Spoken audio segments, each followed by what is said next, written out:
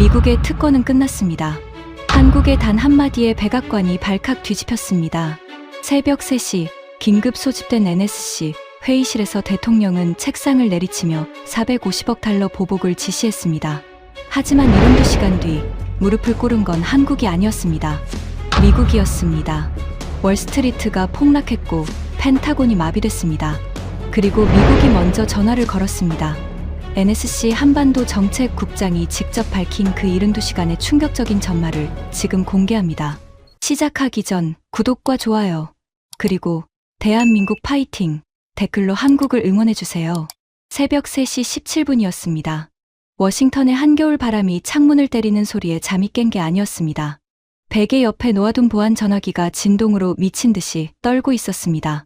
저는 반사적으로 전화기를 움켜쥐었습니다.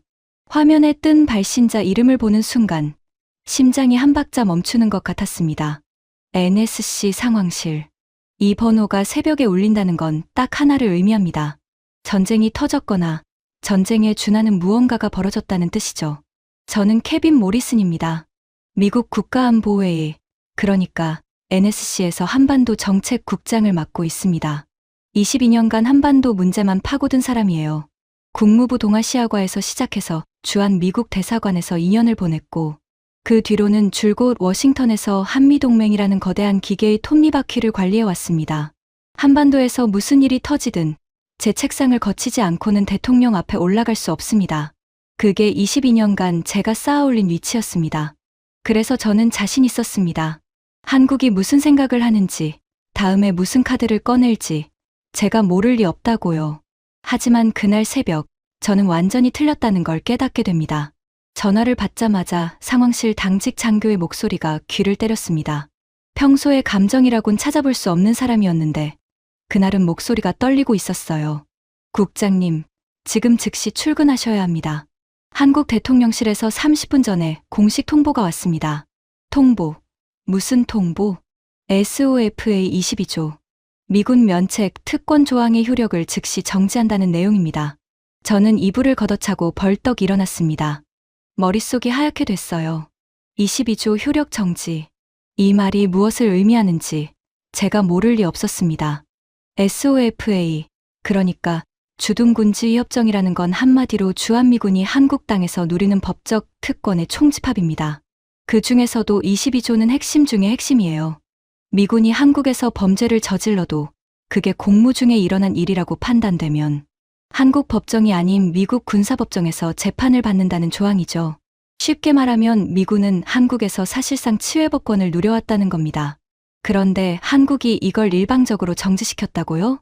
저는 옷을 갈아입으면서도 손이 떨렸습니다. 넥타이를 3번이나 다시 맸어요. 거울 속에 제 얼굴은 창백하다 못해 회색빛이었습니다. 차를 몰고 백악관으로 향하는 15분이 15시간처럼 느껴졌습니다. 새벽에 워싱턴 거리는 텅 비어 있었는데 제 머릿속은 온갖 시나리오로 가득 차 있었어요. 재협상 요구도 아니고 효력 즉시 정지라니. 이건 외교적 대화가 아니라 선전포고에 가깝습니다. 백악관 서쪽 출입구를 통과할 때 이미 여러 대의 검은 차량들이 주차되어 있었습니다. 국무부, 국방부, 합참, 정보국, 워싱턴의 권력 핵심들이 새벽잠을 걷어차고 모여들고 있다는 뜻이었죠. 복도에서 국무부 차관보 사라 첸과 마주쳤습니다. 동아시아 태평양 담당으로 한국에서 3년을 근무한 경험이 있는 사람이에요. 평소에 침착하기로 유명한 그녀의 눈에도 불안이 가득했습니다. 케빈, 이거 진짜야? 사라, 나도 30분 전에 들었어. 지금 상황실에서 브리핑이 있을 거야. 한국이 이렇게 나올 줄은 정말 몰랐어. 저도 몰랐습니다. 솔직히 말하면 한국이 이 정도의 결단을 내릴 줄은 꿈에도 생각하지 못했어요. 상황실 문을 열었을 때 이미 12명 이상이 자리를 잡고 있었습니다. 그리고 방 안의 공기는 한마디로 전기가 통하는 것 같았습니다. 긴장, 분노, 당혹감. 그 모든 감정이 뒤섞여서 숨쉬기조차 무거웠어요. 그때 안쪽 문이 벌컥 열렸습니다. 국가안보보좌관 로버트 해밀턴이 들어왔습니다. 제 직속 상관이자 이 방에서 대통령 다음으로 무서운 사람이에요.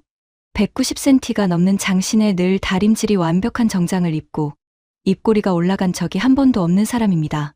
30년간 CIA와 국무부를 오간 이력을 가진 워싱턴이 만들어낸 가장 차가운 기계 같은 인물이죠. 해밀턴은 자리에 앉자마자 서류 한 뭉치를 탁자 위에 내던졌습니다.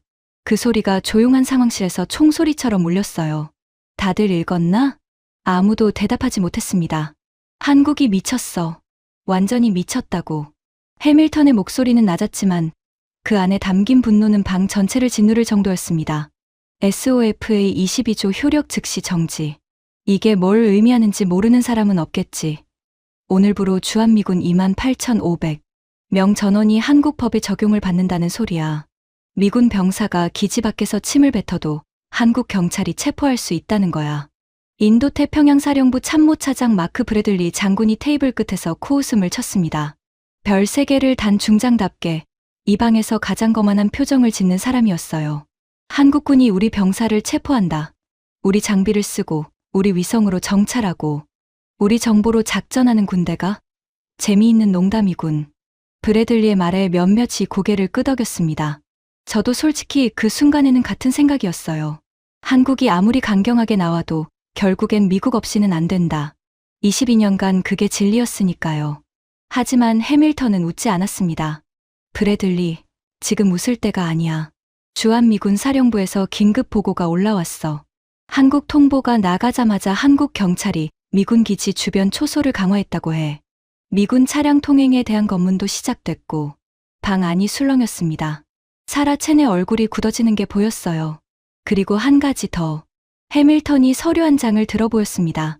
한국 국방부가 자체 독자 위성정보 체계를 가동했다는 정보야. 우리 정보망에 기대지 않고 독자적인 감시 체계를 돌리기 시작한 거지.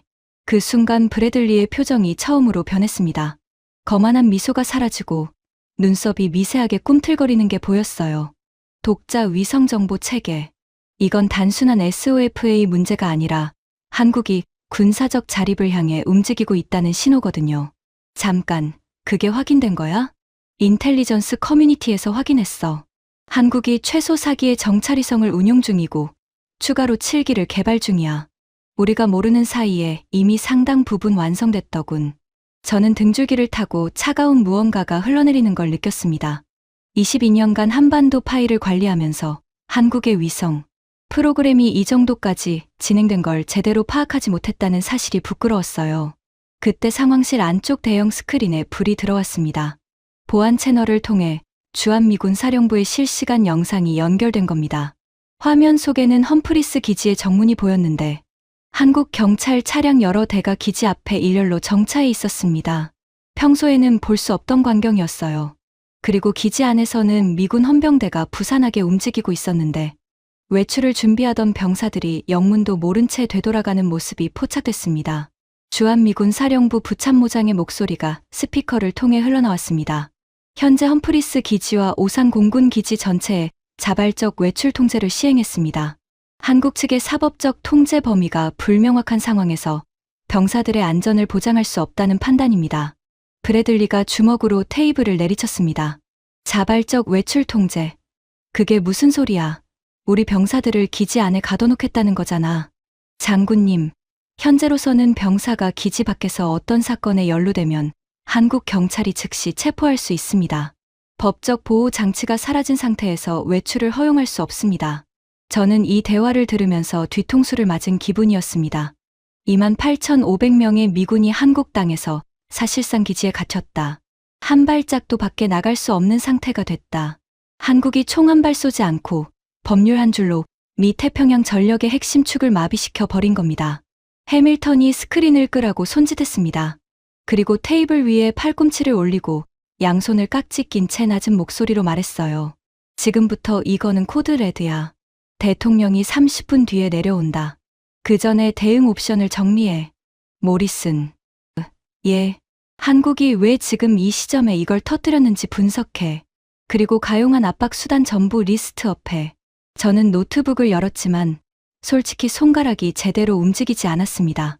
키보드를 두드리면서 자꾸 한국 쪽의 의도를 머릿속에서 계산하고 있었어요. 왜 지금? 왜 이렇게 갑자기? 재협상도 아닌 즉시 정지. 그리고 30분 뒤 상황실의 공기가 완전히 얼어붙었습니다. 대통령이 내려왔습니다. 실내화도 신지 않은 채 슬리퍼를 질질 끌며 들어온 대통령의 얼굴은 잠을 설친 피로와 분노가 뒤섞여 있었습니다. 누구도 감히 먼저 말을 꺼내지 못했어요. 대통령이 가운데 의자에 앉자마자 테이블 위에 서류를 집어들었습니다. 30초쯤 훑어본 뒤 서류를 테이블 위에 내동댕이 치며 소리를 질렀습니다. 이게 뭐야? 한국이 우리한테 통보를 한다고? 아무도 대답하지 못했습니다. 내가 분명히 말했잖아. 한국은 우리가 지켜주는 나라야. 우리 병사들이 목숨 걸고 38선 지키고 있는데 그 나라가 우리 병사들을 자기네 감옥에 집어넣겠다고? 이게 동맹이야. 이게 배은망덕이지. 대통령의 목소리가 상황실 벽에 부딪혀 울렸습니다. 옆에 앉은 비서실장이 물 한 잔을 내밀었지만 대통령은 손으로 밀어버렸어요. 물잔이 테이블 위에서 미끄러져 서류 위에 쏟아졌습니다. 아무도 닦으려고 움직이지 않았어요. 해밀턴, 내가 한국을 관리한다고 했잖아. 이게 관리야? 걔가 주인을 물었어. 저는 그 말을 들으면서 속이 뒤틀리는 걸 느꼈습니다. 걔가 주인을 물었다. 대통령이 동맹국을 그렇게 표현하는 건 처음 봤어요. 하지만 그 순간에는 아무도 반박하지 못했습니다. 해밀턴이 차분하게 대응했습니다. 이런 상황에서 얼음처럼 냉정해지는 게 이 사람의 능력이었죠. 대통령님, 한국의 이번 조치는 명백한 협정 위반입니다. 우리에게는 충분한 보복 수단이 있습니다. 뭐가 있어? 당장 뭘 할 수 있어? 해밀턴이 준비해 온 서류를 펼쳤습니다. 저는 그 내용을 옆에서 봤는데 등골이 서늘해졌습니다. 첫째, 한국산 주요 수출품에 대한 긴급 관세 부과. 반도체, 자동차, 배터리, 철강점 품목의 45%의 징벌적 관세를 부과합니다. 총 규모 약 450억 달러. 대통령이 고개를 끄덕였습니다. 둘째, 한국에 대한 방위 관련 정보 공유 즉시 중단. 위성 정보, 신호 정보, 대북 감시 정보 전면 차단. 그래, 다 끊어버려. 셋째, 주한미군 단계적 재배치 검토. 일본과 괌으로의 전력 이전을 시사하는 공개 성명 발표. 브래들리가 신이 나서 끼어들었습니다. 거기에 합동 군사훈련 전면 중단도 추가해야 합니다. 한국이 우리 없이 훈련을 할 수 있는지 한번 보자고요. 72시간이면 현실을 깨달을 겁니다. 대통령이 브래들리를 가리키며 고개를 끄덕였습니다. 맞아. 한국군이 우리 없이 뭘 할 수 있겠어. 북한 미사일 하나 날아오면 우리한테 울면서 전화할 거면서. 다 해. 전부 다 해. 저는 이 대화를 기록하면서 가슴이 답답해지는 걸 느꼈습니다. 물론 한국의 일방적 조치가 당혹스러운 건 사실이었어요. 하지만 이 방에서 나오는 대응 방안들이 과연 현명한 건지 의문이 들기 시작했습니다. 그때 사라 첸이 조심스럽게 손을 들었습니다. 대통령님, 한 가지 고려해야 할 사항이 있습니다. 대통령의 눈이 사라를 향했습니다. 그 눈빛에는 지금 무슨 딴소리를 하려는 거지? 라는 경고가 가득했어요. 한국은 우리의 5번째 교역 상대국이고 한국에서 수입하는 반도체 부품과 디스플레이 패널 없이는 미국 내 37개 자동차 공장과 전자제품 생산 라인이 2주 안에 멈출 수 있습니다. 그래서 보복 관세가 우리 경제에 미칠 역풍을 먼저 계산해 봐야 한다는 말씀입니다. 해밀턴이 사라를 차가운 눈으로 쏘아봤습니다. 첸 부차관보, 지금 한국 편을 드는 건가? 편을 드는 게 아니라 현실을 말씀드리는 겁니다. 현실은 이거야. 한국이라는 나라가 미국에 대한 70년 동맹의 의무를 일방적으로 파기한 거야. 이건 뺨을 때린 거나 다름없어. 뺨을 맞고 가만히 있으면 다음엔 주먹이 날아와. 사라는 더 이상 말하지 않았습니다. 하지만 고개를 숙인 그녀의 턱이 미세하게 떨리는 게 보였어요. 분노인지 좌절인지 알 수 없었습니다. 대통령이 자리에서 벌떡 일어났습니다. 좋아. 450억 달러 관세, 정보 차단, 훈련 중단. 오늘 안으로 전부 발표해. 그리고 주한미군 재배치 검토도 공개해. 한국이 우리 없이 살 수 있는지 직접 보여주지. 대통령이 나간 뒤 상황실에는 무거운 침묵이 흘렀습니다.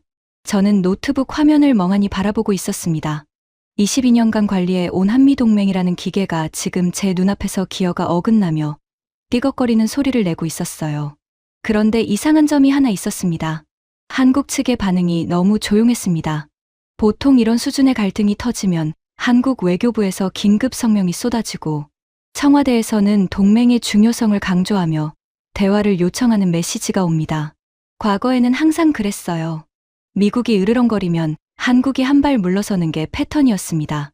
하지만 이번에는 달랐습니다. 한국 외교부는 딱 한 줄의 성명만 냈습니다. 주한 미국 대사관을 통해 전달된 그 문장은 저희 뇌리에 못처럼 박혔습니다. 대한민국 영토에서는 대한민국의 법률이 최우선입니다. 한 줄. 딱 한 줄이었습니다. 사과도 없고 해명도 없고 재협상 여지를 남기는 단서도 없었어요. 저는 그 한 줄을 읽으면서 등에 소름이 돋는 걸 느꼈습니다. 이건 감정적인 반발이 아니야. 이건 철저하게 계산된 거야.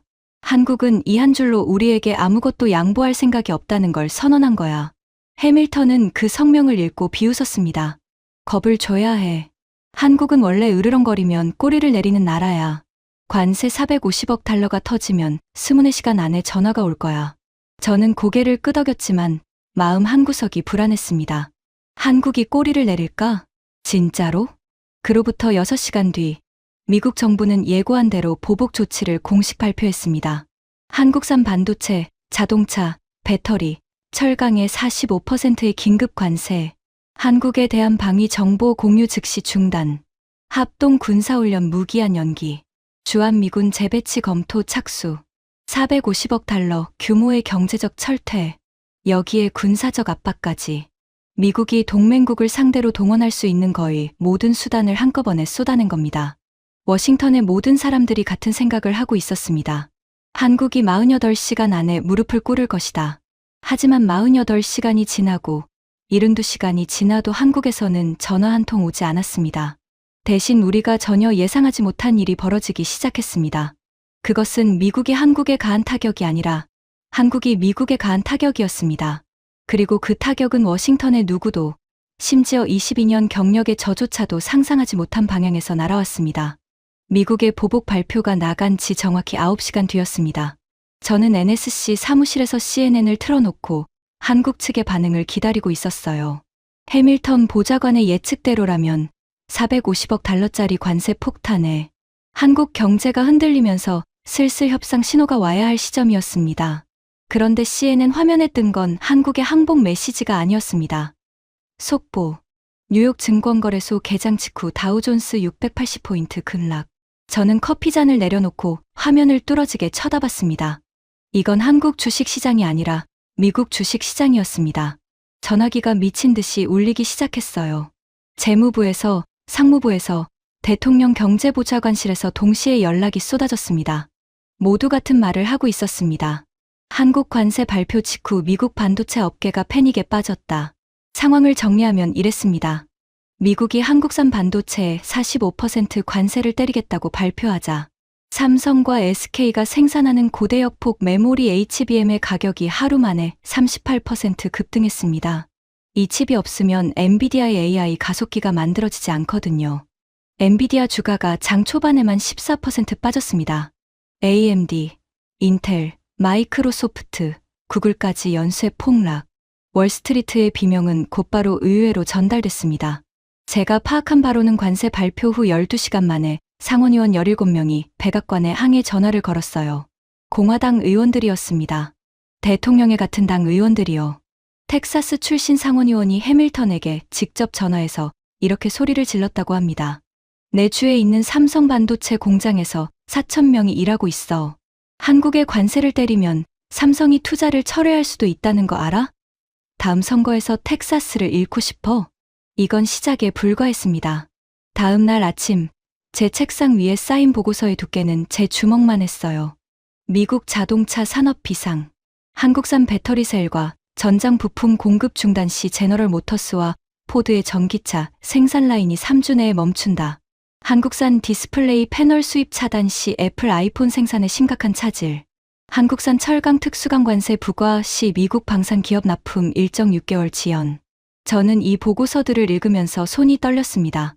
우리가 한국을 때리려고 휘두른 주먹이 우리 자신의 얼굴을 때리고 있었던 겁니다. 해밀턴에게 보고하러 갔을 때 그는 평소와 다름없는 무표정으로 듣고 있었습니다. 하지만 보고가 끝난 뒤 그가 한 말에 저는 소름이 돋았어요. 그래서 뭐 어쩌라고? 지금 물러서면 한국이 이긴 거야. 한국이 이기면 다음엔 일본이, 그 다음엔 독일이 똑같이 나와. 미국이 관리하는 전 세계 동맹 시스템이 무너지는 거야.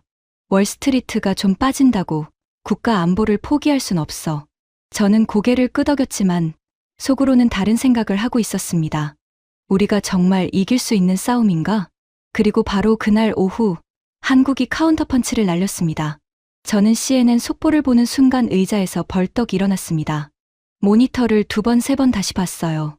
제 눈이 잘못된 건가 싶었습니다. 한국산업통상자원부가 미국에 대한 정제유 및 항공유 수출 재검토에 착수한다고 발표한 겁니다. 이게 왜 핵폭탄급 뉴스인지 설명하겠습니다. 대한민국은 세계 최대 규모의 정유 설비를 보유한 나라 중 하나입니다. 중동에서 원유를 수입해서 세계 최고 수준의 기술로 정제한 뒤 그 석유 제품을 전 세계로 수출합니다. 미국도 한국산 정제유의 주요 수입국이에요. 그런데 핵심은 이겁니다. 미국이 수입하는 항공유의 71%가 한국산입니다. 71%요. 미군의 전투기, 수송기, 공중급유기가 하늘을 나는데 필요한 연료의 대부분이 한국에서 온다는 뜻입니다. 민간 항공도 마찬가지예요. 미국 전체 민간 항공 물류의 상당 부분이 한국산 항공유에 의존하고 있었습니다. 그런데 이 사실을 워싱턴에서 제대로 인식하고 있는 사람이 몇이나 됐을까요? 저는 22년간 한반도 안보를 담당하면서 한국의 정유 산업이 미국 군사작전에 이 정도로 직결되어 있다는 걸 한 번도 깊이 생각해 본 적이 없었습니다. 한국을 방어해주는 대상으로만 봤지 한국이 우리에게 공급하는 것이 무엇인지는 관심 밖이었던 거예요. 펜타곤의 반응은 즉각적이었습니다. 브래들리 장군이 해밀턴에게 직접 전화를 걸었다고 합니다. 72시간 전만 해도 한국군은 우리 없이 아무것도 못한다고 비웃던 그 브래들리가 이번에는 목소리가 완전히 달랐다고 해요. 저는 해밀턴의 사무실 옆에서 그 통화 내용을 들었습니다. 문이 닫혀 있었지만 브래들리의 목소리가 새어나올 정도였어요. 해밀턴, 이건 심각해. 한국이 항공유 수출을 실제로 줄이면 인태사령부 소속 전투기의 작전 가동률이 3주 안에 40% 이하로 떨어져. 태평양 전역의 공중작전이 사실상 반쪽이 되는 거야. 대체할 공급처가 없어? 단기적으로는 없어. 한국 수준의 정제 품질과 물량을 동시에 맞출 수 있는 나라가 당장은 없다고. 싱가포르와 인도 쪽에 긴급 타진 중이지만 최소 4개월은 걸린다는 답변이야. 해밀턴이 한참 침묵했다고 합니다. 저는 복도에서 그 침묵의 무게를 느꼈어요. 해밀턴이 침묵하는 건 처음 봤습니다.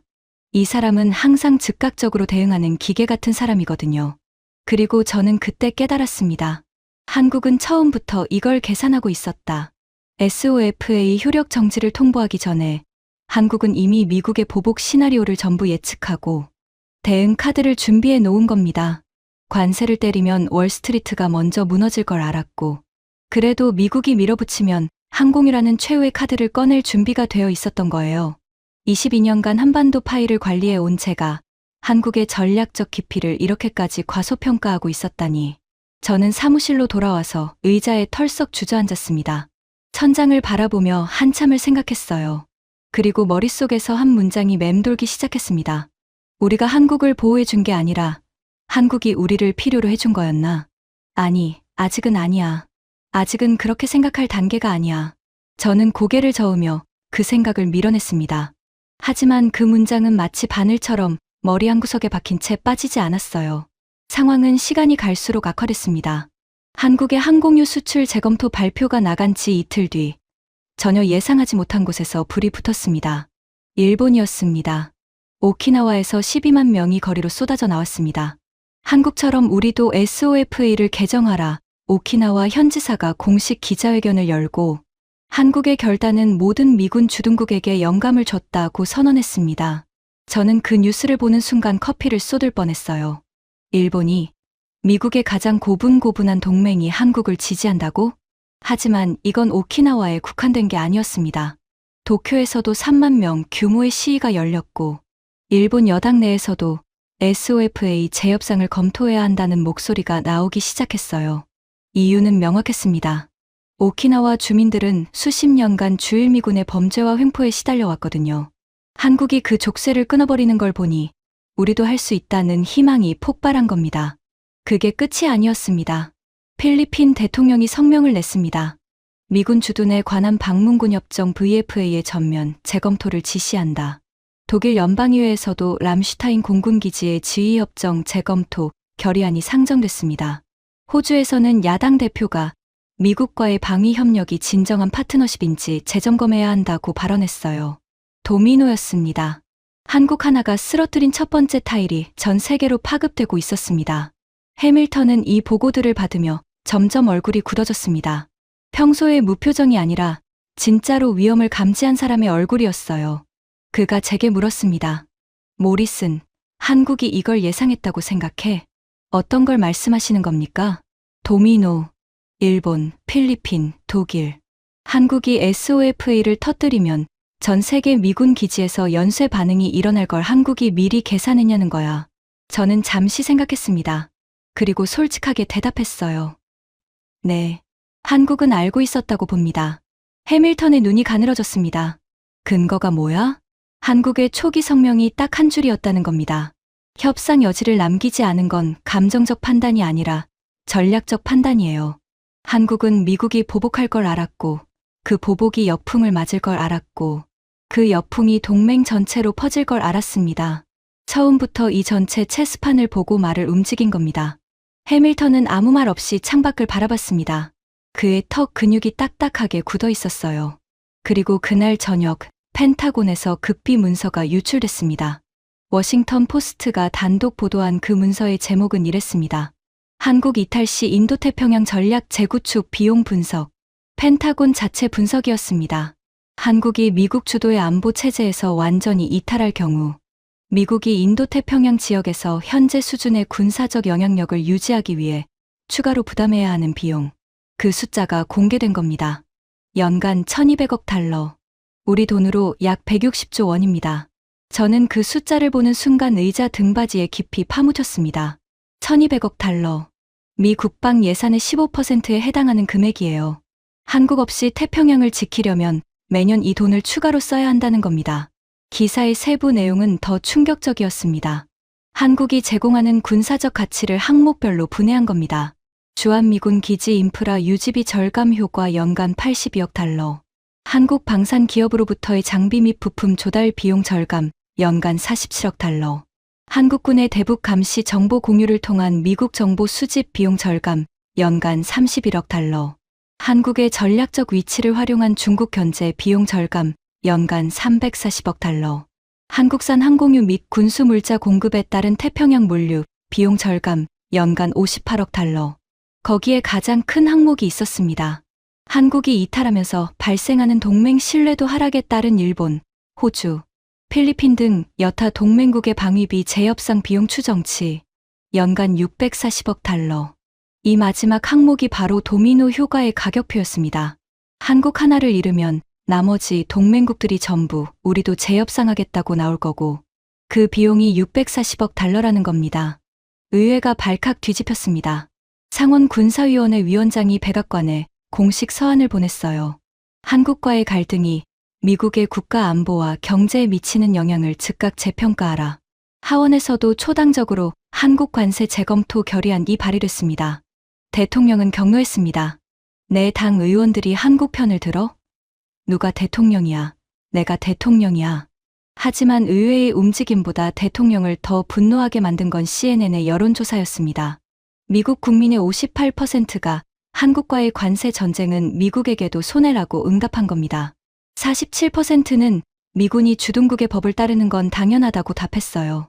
대통령의 지지율이 관세 발표 이후 6포인트 하락했습니다. 저는 이 여론조사 결과를 대통령에게 보고하는 자리에 배석했는데 대통령의 반응은 예상대로였습니다. 가짜 뉴스. CNN은 항상 나한테 불리하게 조작해. 하지만 폭스 뉴스의 여론조사도 비슷한 결과였다는 걸 아무도 감히 말하지 못했습니다. 그날 밤, 저는 사무실에 혼자 남아 있었습니다. 밤 11시가 넘은 시각이었어요. 책상 위에 놓인 보고서 더미를 바라보면서 문득 아주 오래된 기억이 떠올랐습니다. 주한 미국 대사관에서 근무하던 시절, 제가 서울에서 보낸 2년이었습니다. 그때 저는 30이 채 안 된 젊은 외교관이었어요. 한국어를 배우겠다고 의욕에 차서 갔지만 솔직히 한국이라는 나라를 진심으로 이해하려고 노력한 적은 없었습니다. 저에게 한국은 관리해야 할 동맹국이었지 한 사람 한 사람의 삶과 역사가 살아 숨쉬는 나라는 아니었어요. 하지만 그 2년 동안 딱 한 번, 제 마음의 모처럼 박힌 만남이 있었습니다. 대사관 근처 용산에 작은 공원이 있었어요. 점심시간에 가끔 산책을 하곤 했는데 어느 봄날 벤치에 앉아 계신 할아버지 한 분과 눈이 마주쳤습니다. 할아버지는 낡은 군복 재킷을 입고 계셨어요. 가슴에 훈장 리본이 달려 있었는데 제가 군사 지식이 있으니까 한눈에 알아봤습니다. 한국전쟁 참전 훈장이었어요. 저는 호기심에 다가가서 말을 걸었습니다. 제 서툰 한국어에 할아버지는 환하게 웃으셨어요. 그리고 저와 영어를 섞어가며 꽤 긴 대화를 나눴습니다. 할아버지는 한국전쟁 때 미 제8군과 함께 싸운 경험이 있다고 하셨어요. 미군 장교들과 나란히 참호를 파고 같은 식량을 나눠 먹었다고. 그때 미국 병사들이 건네준 초콜릿 맛을 아직도 잊지 못한다고 하셨습니다. 저는 흐뭇하게 들었어요. 이런 이야기가 한미동맹의 토대 아닌가요? 전쟁터에서 함께 피를 흘린 우정. 미국이 한국을 지켜준 역사. 이것이 한국이 미국에 감사해야 하는 이유라고 그때 저는 그렇게 생각했습니다. 하지만 할아버지가 마지막에 하신 말은 제 예상과 달랐습니다. 고마운 건 사실이야.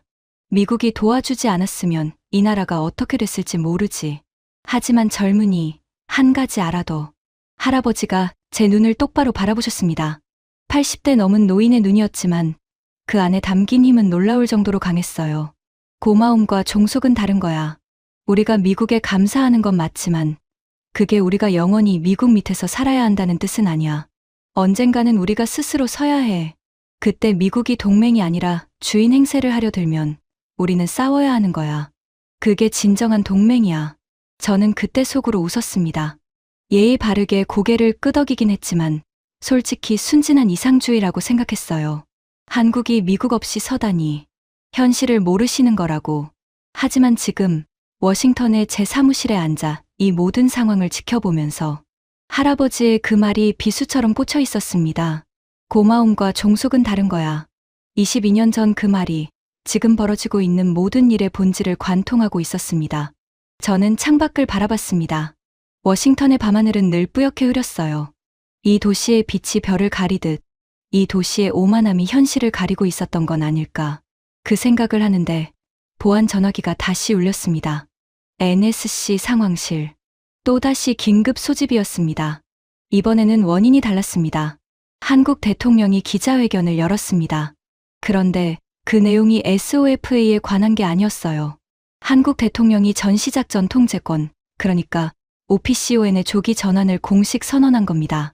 그리고 동시에 한마디를 더했습니다. 주한미군의 주둔 근거와 규모에 대한 전면적인 재검토를 시작하겠습니다. 저는 그 뉴스를 상황실 스크린으로 보면서 다리에 힘이 풀리는 걸 느꼈습니다. OPCON, 전시작전 통제권. 이건 전쟁이 터졌을 때 한국군을 누가 지휘하느냐의 문제입니다. 현재는 미국이 쥐고 있어요. 전쟁이 나면 한국군은 미군 사령관의 지휘를 받게 되어 있죠.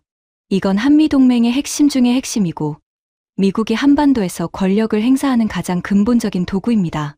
한국이 이걸 가져가겠다는 건 SOFA와는 차원이 다른 이야기입니다. SOFA가 미군의 법적 특권을 건드린 거라면 OPCON은 미국의 군사적 지배권을 건드린 겁니다. 그리고 주한미군 주둔 자체를 재검토하겠다니 이건 미국에게 우리가 당신들을 내보낼 수도 있다는 최후의 카드를 꺼낸 거예요. 해밀턴이 상황실에 도착했을 때 그의 얼굴은 제가 22년간 봐온 중 가장 험악했습니다. 한국이 OPCON까지 들고 나왔어. 그가 의자에 앉으며 중얼거렸습니다. 그 목소리에서 처음으로 분노가 아닌 다른 감정이 느껴졌어요. 뭐랄까? 불안. 아니, 공포에 가까운 무언가. 브래들리가 화상회의로 연결되어 있었습니다. 이번에는 그의 얼굴도 완전히 달라져 있었어요. 3일 전에 거만함은 온데간데 없고 두 눈에 다크서클이 짙게 깔려 있었습니다. 해밀턴, 솔직히 말하겠소. 한국이 OPCON을 가져가면 주한미군 28,500명은 한국 합참의장의 작전 통제를 받아야 하오. 우리 병력이 다른 나라 군의 지휘를 받는 겁니다. 이건 태평양 전쟁 이후 처음 있는 일이에요. 그러니까 무슨 수를 쓰든 막아야지.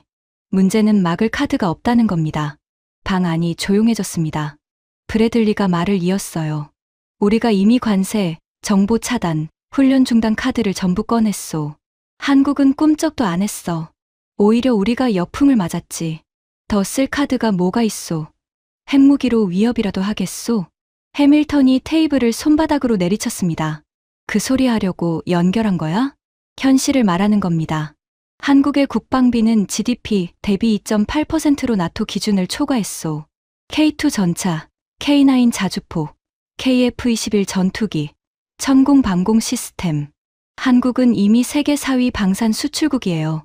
이 나라는 더 이상 우리 보호가 없으면 무너지는 나라가 아닙니다. 저는 브래들리의 말을 들으며 기묘한 감정에 빠졌습니다. 3일 전만 해도 한국군을 깔보던 사람이 지금은 한국의 군사력을 나열하면서 막을 수 없다고 말하고 있었어요. 사라 첸이 이 시점에서 발언했습니다. 추가 정보가 있습니다. 모두의 시선이 사라에게 쏠렸어요. 3일 전에 한국 편을 드는 거냐고 무시당했던 그 사라가 이제는 이 방에서 가장 중요한 정보를 가지고 있었습니다. 한국의 OPCON 선언 직후 유럽 3개국과 중동 2개국이 한국 국방부와의 방산, 협력 확대 양해각서 체결을 타진하고 있습니다. 폴란드, 노르웨이, 루마니아가 K2 전차와 K9 자주포 추가 도입을 포함한 장기 계약을 논의 중이고 사우디아라비아와 UAE가 천궁 방공 시스템, 세계 포대 긴급 도입과 KF-21 공동 개발 참여를 타진하고 있습니다. 해밀턴의 표정이 돌처럼 굳었습니다. 한국이 미국의 동맹 체계에서 벗어나면서 동시에 자체 안보 네트워크를 구축하고 있다는 뜻인가? 그렇습니다. 한국은 빈손으로 미국을 떠나는 게 아니에요. 유럽과 중동의 새로운 파트너를 이미 확보하면서 떠나는 겁니다. 오히려 미국과의 갈등이 한국 방산의 글로벌 신뢰도를 높이는 역효과까지 나고 있어요. 왜? 한국이 미국의 압박 앞에서 굴복하지 않았으니까요. 미국에게도 안 꺾이는 나라라는 이미지가 무기를 사는 나라들에게는 오히려 신뢰를 주는 겁니다. 우리 무기를 사면 미국 눈치를 봐야 하지만 한국 무기를 사면 자유롭게 운용할 수 있다. 그게 지금 전 세계 무기 시장의 흐름입니다. 저는 사라의 말을 들으면서 온몸에 소름이 돋았습니다. 한국이 미국을 떠나는 게 아니라 한국이 미국을 대체하고 있다. 브래들리가 저음으로 말했습니다. 랜드 연구소의 최신 보고서를 봤소. 한국이 OPCON을 회수하고 독자 안보 체계를 완성할 경우 미국이 인태 지역에서 잃는 전략적 지배 가치를 1,800억 달러로 평가했소. 한화로 240조 원. 거기에 중동에서 한국에 뺏기는 방산 시장까지 합치면 10년간 3천억 달러가 넘는 손실이오. 3천억 달러, 400조 원. 방 안에 모든 사람이 숨을 죽이고 있었습니다. 해밀턴이 천천히 입을 열었습니다. 그 목소리에는 더 이상 분노가 없었어요. 대신 무언가를 계산하는 사람의 차가운 이성만 남아 있었습니다. 대통령에게 보고해야 해. 지금 상태로 가면 우리가 잃는 게 한국이 잃는 것보다 크다. 저는 그 말을 듣는 순간 해밀턴이라는 기계가 마침내 현실을 인정했다는 걸 알았습니다. 하지만 문제는 대통령이었습니다. 대통령에게 우리가 졌다고 보고하는 건 이 세상에서 가장 위험한 일이에요. 이 사람은 절대로 어떤 상황에서도 패배라는 단어를 받아들이지 않는 사람이거든요. 다음 날 아침 2차 긴급 안보회의가 소집됐습니다. 이번에는 참석 범위가 더 넓었어요. 재무장관, 상무장관, 무역대표부 대표까지. 경제 측 인사들이 대거 합류한 건 이 문제가 안보를 넘어 경제 전면전으로 확대됐다는 뜻이었습니다. 대통령이 들어왔을 때 3일 전과 분위기가 달랐습니다. 3일 전에는 분노에 차 있었지만 자신감이 있었어요. 한국을 혼내주겠다는 의지에 불타고 있었죠. 하지만 이번에는 분노 뒤에 불안이 섞여 있었습니다. 뉴스를 봤을 거예요. 주가 폭락, 여론 악화, 의회 반발, 동맹 도미노. 상황을 정리해. 해밀턴이 브리핑을 시작했습니다. 이번에는 사라 첸이 준비한 자료가 핵심이었어요. 사라가 스크린 앞에 섰습니다. 그녀의 목소리는 담담했지만 내용은 화약 같았습니다. 관세 발표 이후 72시간 동안의 경제적 영향을 정리했습니다. 스크린에 숫자들이 떴습니다. 다우존스 누적 하락 2,400포인트, 나스닥 4,100포인트 하락, 미국 시가총액 5일 만에 2조 8천억 달러 증발, 반도체 섹터만 6,200억 달러 손실, 방 안이 술렁였습니다. 재무장관의 얼굴이 하얗게 질렸어요. 사라가 다음 슬라이드를 넘겼습니다. 한국산 부품 의존도 분석입니다. 미국 전자산업의 한국 부품 의존도 34%, 자동차 산업 22%, 방산 산업 18%, 항공산업의 한국산 항공유 의존도 71%. 대통령이 손을 들어 사라를 멈췄습니다. 잠깐, 71%. 항공유의 71%가 한국산이라고? 그렇습니다. 그게 왜 그래? 미국이 항공유도 못 만들어? 사라가 대답했습니다. 미국도 정제시설이 있지만 한국 정유사들이 지난 30년간 구축한 고도화, 설비의 효율성을 따라잡기엔 시간과 비용이 너무 많이 듭니다. 한국의 정제 기술과 물류 네트워크가 최적화되어 있어서 미국이 자체 조달로 전환하려면 최소 18개월, 비용으로 470억 달러가 필요합니다. 대통령의 얼굴이 일그러졌습니다. 하지만 이번에는 소리를 지르지 않았어요. 대신 의자 팔걸이를 양손으로 꽉 쥐는 게 보였습니다. 사라가 마지막 슬라이드를 보여줬습니다. 결론입니다. 한국과의 관세 전쟁이 6개월 지속될 경우 미국 GDP에 미치는 타격은 최소 2.3%, 금액으로 약 5,800억 달러입니다. 반면 한국 GDP 타격은 1.4%로 추정됩니다. 우리가 더 다친다는 소리야? 수치상으로는 그렇습니다. 해밀턴이 끼어들었습니다. 하지만 이건 순수 경제적 계산이고 전략적 가치까지 고려하면 이야기가 달라집니다. 사라가 고개를 돌려 해밀턴을 똑바로 바라봤습니다. 그 순간 회의실의 공기가 팽팽해졌어요. 해밀턴 보좌관님, 전략적 가치도 이미 계산했습니다. 펜타곤 자체 분석 결과가 유출됐잖아요.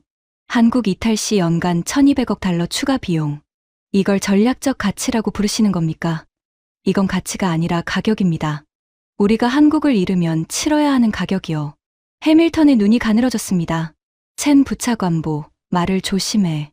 조심하고 있습니다. 제가 조심하지 않았다면 이렇게 말했을 겁니다. 당신이 말하는 한국은 50년 전 한국이에요. 미국이 쌀을 보내주고 군대를 만들어주고 경제를 일으켜준 그 시절의 한국. 하지만 지금 한국은 세계 10위 경제 대국이고 세계 6위 군사력이고 미국의 항공유 71%를 공급하는 나라입니다. 우리가 보호해주는 대상이 아니라 우리가 의존하고 있는 파트너예요. 회의실이 얼어붙었습니다. 아무도 말하지 못했어요. 재무장관이 서류를 내려다보고 상무장관이 물을 마시고 브래들리가 화상화면 너머에서 입을 다물고 있었습니다. 대통령이 사라를 쏘아보고 있었어요. 5초, 10초, 15초. 그 시선은 내가 감히 나한테 이런 말을? 이라고 소리치고 있었지만 동시에 이 여자가 맞는 건 아닌가? 라는 불안도 느껴졌습니다. 해밀턴이 상황을 수습하려 했습니다. 대통령님, 첸 부차관보의 분석은 하나의 시나리오에 불과합니다. 우리에게는 아직 선택지가 있습니다. 하지만 대통령은 해밀턴이 아닌 사라를 보고 있었습니다. 첸, 그러면 내 생각은 뭐야? 한국한테 무릎을 꿇으라는 거야? 사라가 대답했습니다. 무릎을 꿇는 게 아니라 현실을 인정하는 겁니다. 한국은 더 이상 우리의 명령을 따르는 후방기지가 아닙니다. 동등한 파트너로 대해야 합니다. 그것만이 동맹을 유지하는 유일한 길입니다. 대통령이 자리에서 일어났습니다. 아무 말 없이 문을 향해 걸었어요. 문 앞에서 멈추더니 등을 보인 채 말했습니다. 생각할 시간을 줘. 문이 닫히고 나서 저는 사라를 바라봤습니다. 사라의 눈에 눈물이 맺혀 있었어요. 하지만 그녀의 턱은 떨리지 않았습니다. 분노도 좌절도 아닌 그 눈물은 3일 동안 한마디도 제대로 하지 못한 채 무시당한 사람이 마침내 진실을 말한 뒤의 해방감이었을 겁니다. 저는 사라에게 다가갔습니다. 잘했어, 사라. 사라가 고개를 저었습니다. 잘한 게 아니야, 케빈. 3일 전에 말했어야 했어. 아니, 3년 전에. 아니, 우리 모두 30년 전부터 알았어야 했어. 한국은 우리가 생각하는 그런 나라가 아니었다는 걸. 저는 아무 대답도 하지 못했습니다. 왜냐하면 사라의 말이 맞았으니까요. 그리고 용산의 할아버지도 맞았으니까요. 고마움과 종속은 다르다. 하지만 이야기는 여기서 끝나지 않았습니다. 대통령이 생각할 시간을 달라고 한 바로 그 시각, 전 세계에서 워싱턴을 더욱 궁지에 몰아넣는 일이 벌어지고 있었으니까요. 그것은 한국이 유엔 무대에서 쏘아올린 단 한 발의 포탄이었습니다. 그리고 그 포탄은 미국이 70년간 쌓아올린 동맹 질서의 가장 약한 곳을 정확하게 관통했습니다. 한국 외교부 장관이 유엔 총회 긴급 특별 세션에서 연설한 건 워싱턴 시간으로 오후 2시였습니다. 저는 NSC 사무실에서 실시간 중계를 지켜보고 있었어요. 사라 첸이 옆자리에 앉아 있었고 해밀턴은 자기 사무실에서 별도로 시청하고 있다는 얘기를 들었습니다. 유엔 총회장은 만석이었습니다. 평소에 빈자리가 절반인 총회장이 이날은 복도까지 사람이 들어찼다고 해요. 전 세계가 지켜보고 있었습니다. 한국이 무슨 말을 할지. 한국 외교부 장관이 단상에 올랐습니다. 중년의 여성이었어요. 안경 너머의 눈빛이 차분하지만 단단해 보였습니다. 장관은 첫 5분 동안 한미동맹의 역사를 이야기했습니다. 한국전쟁, 미국의 도움, 피로 맺어진 동맹. 감사의 마음을 담은 어조였어요. 하지만 저는 직감적으로 알았습니다. 이건 서론이야. 진짜 칼은 아직 안 꺼냈어. 그리고 6분째, 장관의 어조가 변했습니다. 하지만 존경하는 대표 여러분, 저는 오늘 불편한 진실을 말씀드리려 합니다. 총회장이 조용해졌습니다. 전후질서 속에서 미국은 동맹국에 군사적 보호를 제공했습니다. 그것은 사실입니다. 하지만 그 보호에는 대가가 있었습니다. 주둔군주의 협정이라는 이름 아래 미군은 주둔국의 법 위에 군림했습니다. 주둔국의 국민이 피해를 입어도 자국의 법으로 심판할 수 없었습니다. 이것이 70년간 계속된 현실입니다. 저는 화면을 보면서 손에 땀이 나는 걸 느꼈습니다. 장관이 SOFA만 이야기하는 게 아니었어요. 전 세계 모든 미군 주둔국의 현실을 이야기하고 있었습니다. 대한민국은 결단했습니다. 우리의 영토에서는 우리의 법이 최우선이라고. 이것은 반미가 아닙니다. 이것은 주권입니다. 장관이 잠시 멈추고 총회장을 둘러봤습니다. 그리고 이날 전 세계 뉴스의 헤드라인을 장식할 한마디를 내뱉었습니다. 주권 없는 동맹은 동맹이 아닙니다. 그것은 종속입니다. 총회장에서 박수가 터져나왔습니다. 처음에는 몇몇 나라의 산발적인 박수였지만 순식간에 퍼져나갔어요. 일본 대표가 박수를 치기 시작했습니다. 필리핀 대표가 일어섰습니다. 독일 대표가 고개를 끄덕이며 손뼉을 쳤어요. 호주, 노르웨이, 이탈리아, 폴란드. 기립박수였습니다. 그것도 미국의 동맹국들이 주도하는 기립박수. 저는 화면을 멍하니 바라봤습니다. 목구멍에 무언가가 걸린 것 같았어요. 반박하고 싶었습니다. 저건 과장이야. 미국은 자유세계를 지켰어. 우리가 없었으면 저 나라들이 지금처럼 안전할 수 있었겠어. 그 모든 반박이 머릿속을 맴돌았지만 단 하나도 입 밖으로 나오지 않았습니다. 왜냐하면 저도 알고 있었으니까요. 장관의 말이 맞다는 걸. 사라가 옆에서 조용히 말했습니다. 끝났어, 케빈. 뭐가? 미국이 동맹을 관리하던 시대가. 저 박수 소리 들려? 저건 한국에 대한 박수가 아니야. 저건 전 세계가 미국에게 보내는 메시지야. 더 이상 이렇게는 안 된다고. 저는 아무 말도 하지 못했습니다. 사라의 말이 심장을 관통했어요. 20분 뒤 대통령이 해밀턴을 불렀습니다. 저도 배석했습니다. 대통령 집무실에 들어섰을 때 대통령은 TV를 끈 채 의자에 깊이 파묻혀 있었어요. 유엔 중계를 봤다는 게 확실했습니다. 리모컨이 바닥에 떨어져 있었거든요. 아마 던졌을 겁니다. 해밀턴. 예, 대통령님. 한국한테 전화해. 해밀턴이 미세하게 움찔했습니다. 저도 귀를 의심했어요. 전화요? 내가 직접 한국 대통령한테 전화하겠다는 게 아니야. 특사를 보내. 비공개로. 새로운 조건으로 동맹을 유지할 수 있는지 타진해봐. 해밀턴이 잠시 침묵했습니다. 그리고 물었어요. 어떤 조건까지 수용할 준비가 되셨습니까? 대통령이 창밖을 바라봤습니다. 백악관 정원의 나무들이 바람에 흔들리고 있었어요. 오래도록 침묵이 흘렀습니다. SOFA는 한국이 원하는 대로 해줘. 미군이 한국 법을 따르게 해. 그건 솔직히 우리가 억지 부리던 거야. 저는 속으로 경악했습니다. 3일 전에 한국 놈들이 감히 라고 소리 지르던 사람이 지금 SOFA 양보를 입에 올렸습니다. 하지만 OPCO에는 안 돼. 전작권까지 넘기면 우리가 태평양에서 아무것도 할 수 없어. 해밀턴이 고개를 끄덕였습니다. 특사단을 편성하겠습니다. 모리슨 국장을 포함시키겠습니다. 대통령이 저를 바라봤습니다. 피로에 절은 눈이었지만 그 안에 이걸 수습해와라는 무언의 명령이 담겨 있었어요. 가서 되든 안 되든 결과를 가져와. 그리고 한 가지.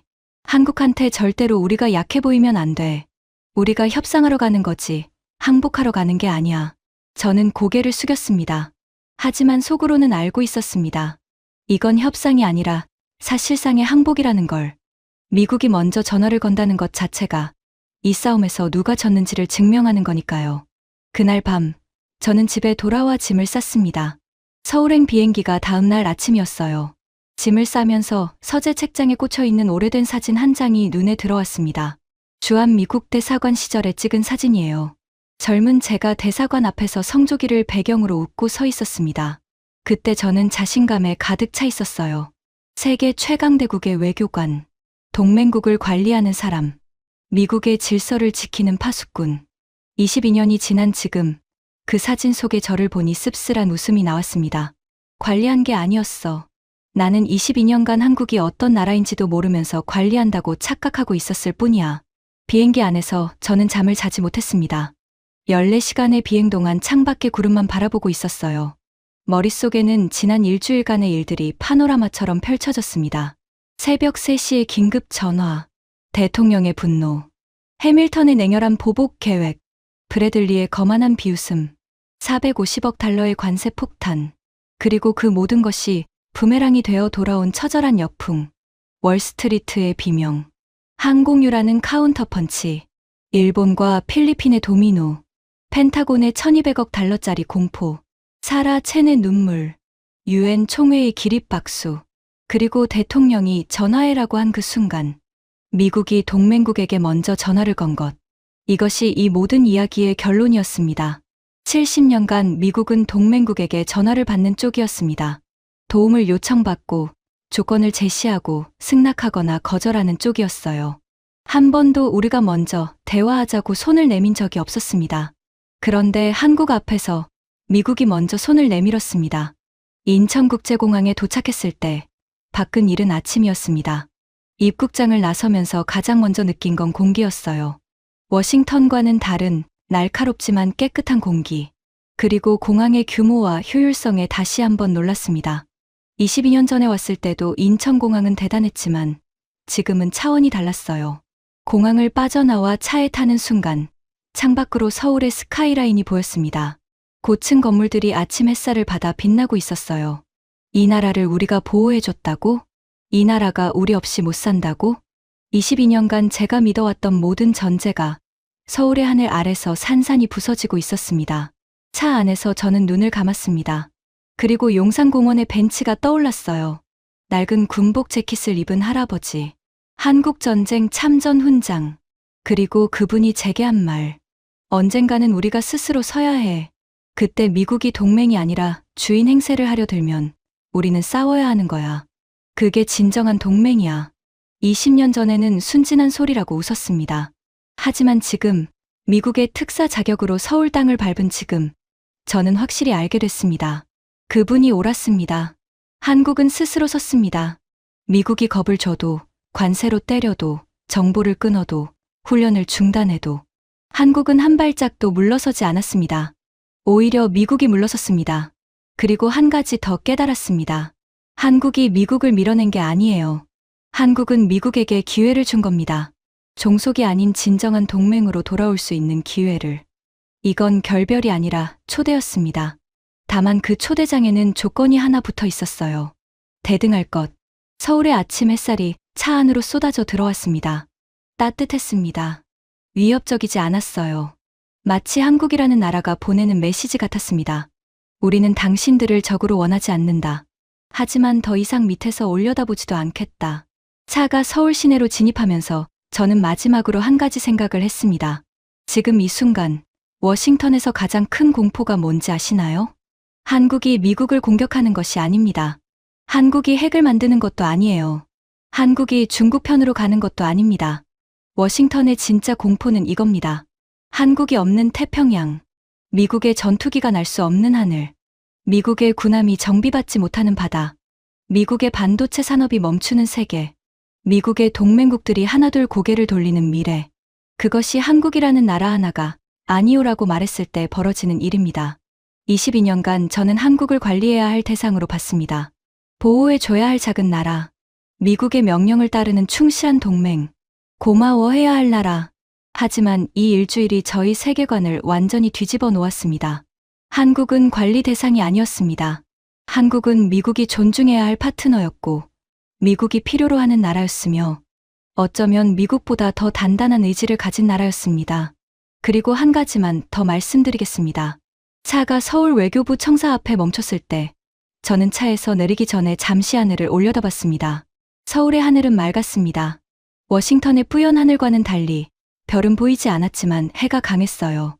이 나라의 국민들은 수십 년간 강대국의 틈바구니에서 살아남았습니다.